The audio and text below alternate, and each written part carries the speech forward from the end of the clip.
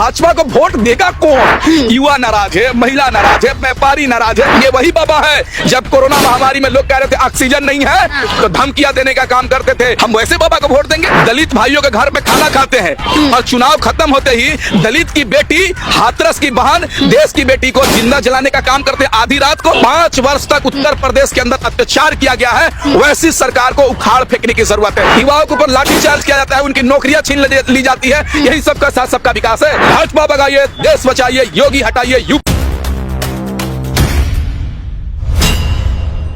योगी आदित्यनाथ को टक्कर देने के लिए चंद्रशेखर आजाद जो है गोरखपुर की सीट से उतरने का उन्होंने ऐलान कर दिया है। ये सबसे बड़ा मुद्दा इस वक्त बन गया है। अब क्या लगता है, हरा पाएंगे? देखिए, मैं गोरखपुर की जनता से कहना चाहता हूं कि 2 लोग आपके पास चुनाव लड़ने के लिए गोरखपुर पहुंचे हैं। एक वह जो 5 वर्ष आपके ऊपर अत्याचार करने का काम किया, आपके बच्चों के ऊपर लाठीचार्ज करने का काम किया, आपको आपके व्यापार को चौपट कराने का काम किया, आपके यूनिवर्सिटीज कॉलेज को बंद कराने का काम किया, और जो लोग कोरोना महामारी में ऑक्सीजन मांगने का काम किए उनको धमकियां देने वाला है। और एक लोग वो जिसने आपके लिए, आपके बच्चों के लिए और आपके लिए 5 वर्ष तक सड़क पर संघर्ष करता रहा। तो गोरखपुर की जनता से मैं कहना चाहता हूं कि आदित्यनाथ योगी को हराइए और चंद्रशेखर आजाद को आप लोग जिताने का काम कीजिए। वही चंद्रशेखर रावण। गोरखपुर तो उनकी सुरक्षित सीट है, वहां से कैसे हार सकते हैं? नहीं, आप देखिए ना, गढ़ किसी का नहीं होता है मैडम, गढ़ जनता बनाती है और जनता तय करेगी कि गोरखपुर का विधायक कौन होगा और जनता तय करेगी कि उत्तर प्रदेश का अगला मुख्यमंत्री कौन होगा। चंद्रशेखर रावण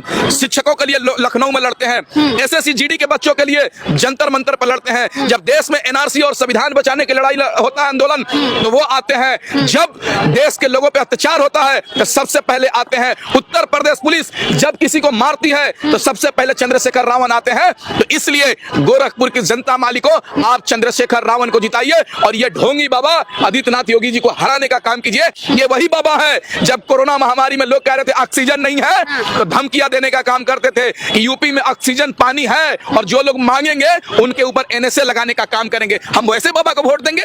वैसे आदमी को मुख्यमंत्री देंगे, मुख्यमंत्री बनाएंगे, वैसे को विधायक बनाएंगे जो हमसे वोट लेकर हमारे ऊपर अत्याचार करने का काम कर रहा है। अब लोग जागरूक हो चुके हैं मैडम। देखिए ना, भारतीय जनता पार्टी के विधायक तो छोड़ छोड़ के भाग रहे हैं, मंत्री छोड़ छोड़ के भाग रहे हैं। इससे सिद्ध होता है ना कि दूसरी पार्टियों के भी तो छोड़ के भाग रहे हैं। सपा से तो खुद ही छोटी बहू उनकी वही आ गई है। नहीं, वही तो कह रहा हूं मैं कि 4-4 मंत्री, एक दर्जन विधायक छोड़ रहे हैं भारतीय जनता पार्टी को। तो इससे सिद्ध हो रहा है कि उत्तर प्रदेश के अंदर भारतीय जनता पार्टी डूबती नैया साबित हो रही है। इसलिए तो खुद उनके विधायक छोड़ रहे हैं। और अर्पणा यादव की बात कर रहे हैं मैडम, उनका अर्पणा गुप्ता नाम है मैडम। और पहले भी 2019 में भी उन्होंने मोदी जी का तारीफ कर दिया। वो तो अच्छी बात है कि समाजवादी पार्टी में रहकर संघी मानसिकता के लोग समाजवादी पार्टी को छोड़ रहे हैं। प्रधानमंत्री मोदी की अगर तारीफ कोई करते हैं तो उसमें गलत क्या है? नहीं, प्रधानमंत्री की तारीफ कीजिए, अच्छी बात है। मैं भी प्रधानमंत्री को तारीफ करता हूं, लेकिन जब प्रधानमंत्री गलती करते हैं तो उनसे मैं सवाल करने का भी काम करता हूं। व्यक्तिगत मेरा नीति से प्रभावित नहीं। अब कौन सा नीति?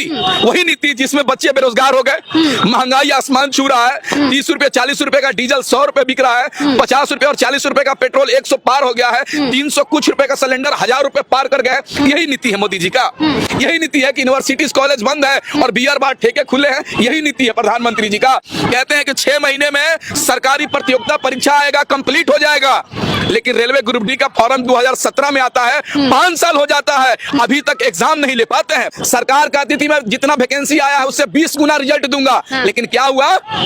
एनटीपीसी में धांधली कर दिया। प्रधानमंत्री जी, आपको शर्म आना चाहिए। पेपर जो लीक होते हैं उसके बोलते तो योगी जी की तुरंत कराए जाएंगे, जांच होगी, सब कुछ, सारे एक्शन तो सुनिए ना, सरकार अगर चाह देगी तो मंदिर और मस्जिद के गेट से चप्पल चोरी नहीं हो सकता है। तो एग्जाम कैसे धांधली हो जाएंगे? एग्जाम में पेपर कैसे लीक हो जाएंगे? ये सिद्ध होता है ना मैडम कि सरकार जो एग्जाम में धांधली कराने वाले लोग हैं, पेपर लीक कराने वाले लोग हैं, वह सरकार के आदमी है, तभी तो लीक कर रहे हैं। एग्जाम होने वाले हैं 9 बजे 10 बजे और पेपर लीक हो जा रहा है सुबह 7 बजे। कैसे? ये इसकी जिम्मेदारी सरकार को है और सरकार जिस एजेंसी को एग्जाम कंडक्ट कराने का एजेंसी दी है उसकी जिम्मेदारी है। तो सरकार अपने जिम्मेदारी लेते हुए इस्तीफा दे दे। प्रधानमंत्री जी किसी लायक के नहीं है, उत्तर प्रदेश का मुख्यमंत्री किसी लायक का नहीं है, देश का गृह मंत्री किसी लायक का नहीं है। अगर आप ऐसे ही चल रहा है, जब बिल्कुल चल कहाँ रहा है मैडम? चल देश तो ढकेला जा रहा है मैडम।